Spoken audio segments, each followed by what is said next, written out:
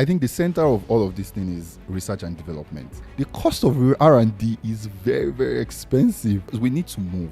The stakeholders are the private sector, tech giants, partnerships with universities, and then we have the constraints that comes from government. OpenAI was supported by the likes of Elon Musk, and Microsoft took a hang of it and then invested in OpenAI. We have someone like Mark Zuckerberg that owns Meta, and then Meta owns Llama 3. We have Elon Musk that owns Grok. So for Africa now, who should start?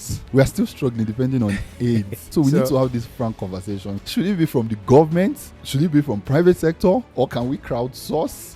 Now there is a lot of stakeholders involved in what we need to do next. Honestly, I don't think I know any organization in Africa that can shell out that kind of money to build like a foundation model. And I don't even think I would encourage it.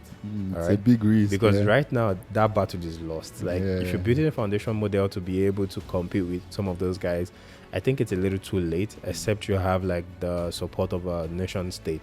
I think it's a multi-pronged approach that would work.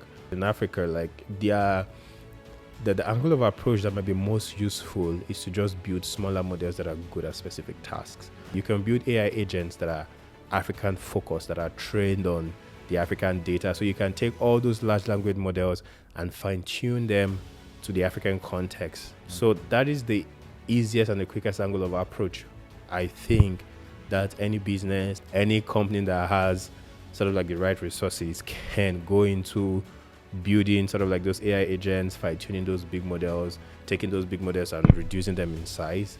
They will lose a lot of things, but they can gain like a lot of also tools that are still useful. Then train them on the African context. Then you also have those models that they can also plug into larger LLMs, plug it into MCPs, plug it into tools, plug it into API, and they'll still be useful.